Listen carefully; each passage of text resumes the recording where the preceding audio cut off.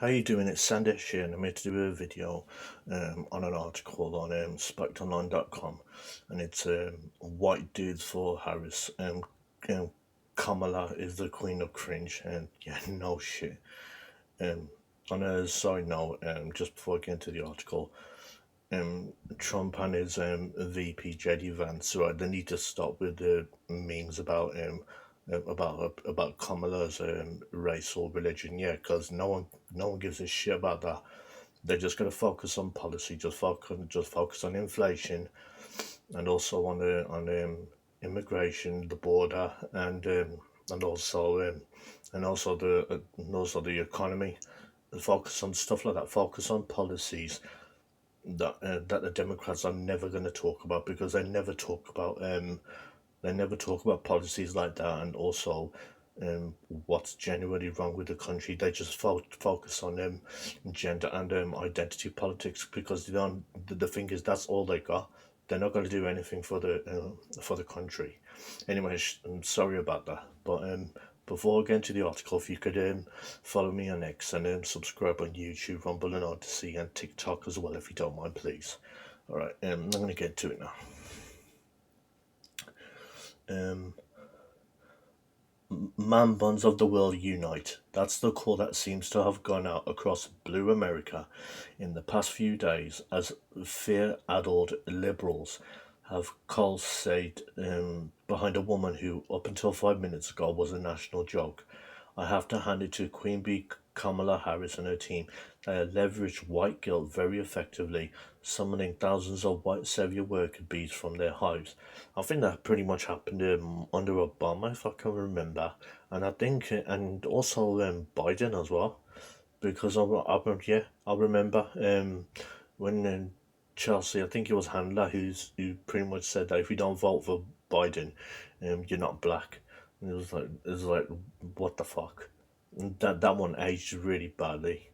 Um, when it became clear that Harris had clinched the Democratic nomination, they descended upon social media in droves to profess their allegiance to her. Now, hardly anyone is talking about those pesky old white dudes. Donald Trump, who still leads in the polls, and Joe Biden, who is still the US president. Look, I know I have been quite hard on the liberal white women of America in the past. Now I'm talking about the guy, whoever wrote this article.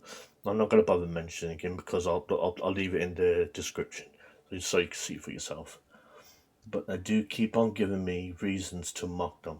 When a Zoom call was held last week called White Women Answer the Call. What the fuck? White women. But I don't understand why they have to say shit like that for. More than 160,000 well coiffed white ladies assembled to gush and fawn over the new dear leader.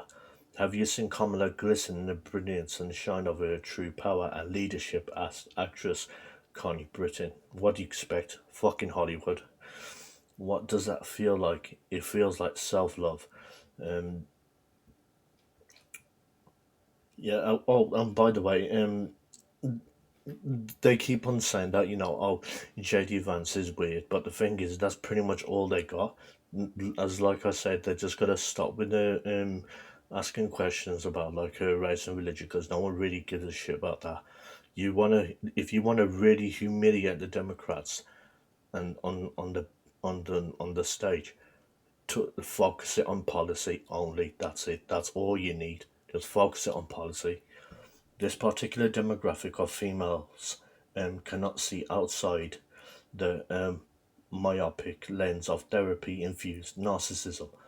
They are more than happy to ignore cold hard real real politic as long as they get to feel good about themselves.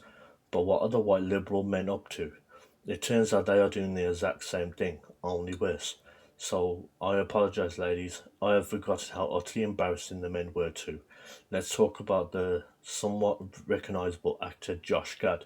I don't think it was just him. I think also Jeff Bridges as well. I think it was. Joined a white dude for Harris call on Monday. Fuck's sake, man. Alongside actors Mark Ruffalo. He's a fucking prick, he is. I swear to God. Free Palestine, free Palestine. When he don't mean when he don't mean shit.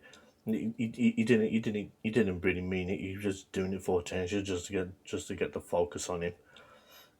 Sean Astin and Mark Hamill, as well as Mayor Pete Buttigieg.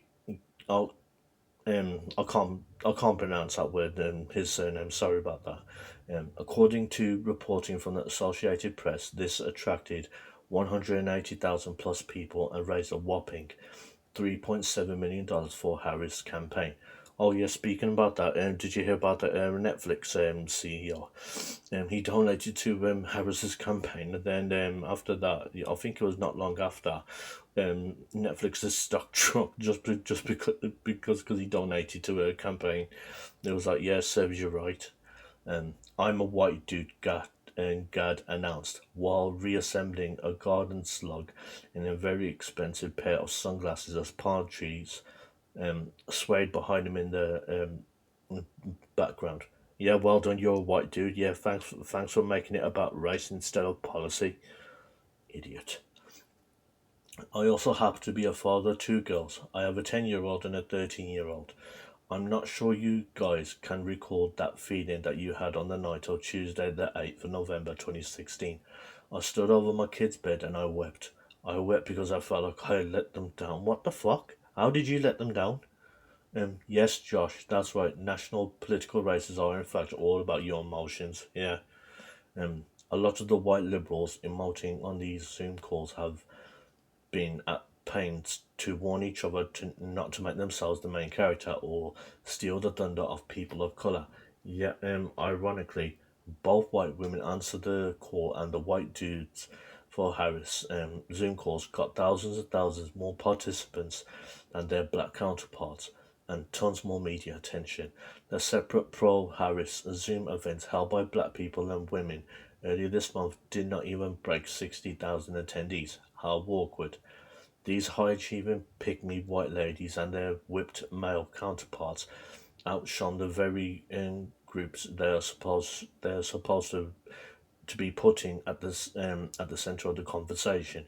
Yeah, I'm not fucking Hamill. I'm not fucking surprised that he was also on there as well. He's just a fucking whipped asshole as well. And while the liberal media are swooning like 12-year-old girls at a Harry Styles concert right now, all of these people are forgetting that the majority of the working class Americans loathe this kind of race based identity politics. Dividing everyone up into racial categories is not going to win over anyone who isn't already indoctrinated into the woke race cult, who will probably have voted for Harris anyway. Similarly, unpopular among the non laptop class is the idea that masculinity is toxic or unnecessary. So, what are Harris's fanboys doing? Leaning into the idea as one man, Bond sporting participant, complained. The myths around America that we grew up with, are we as men are expected to be protectors and providers as if that was a bad thing. No, it's not a bad thing. I mean, men being the breadwinner of the family and the wife or the girlfriend staying at home and looking after the kids and the house. I mean, what's exactly wrong with that? If that's what both people want in the relationship, then that's not a bad thing. I think it's safe to say that the testosterone challenged white dudes for Harris won't be winning over any Trump voters anytime soon. Thank fucking God. Yeah, yeah, because yeah, and the thing is, working class Americans ain't gonna give a shit about race based identity politics like it says in the article, because they just want to know about policy, what you're gonna do about the border, what you're gonna do about the economy, are you gonna create jobs? Those are the sort of things they want to know about. Um, Anyway, thanks for watching this video. Please like, comment, and subscribe on this video. And if you could follow me on X and subscribe on YouTube, Rumble, and Odyssey, and TikTok as well, if you don't mind, please. Thanks for watching. I'll see you soon.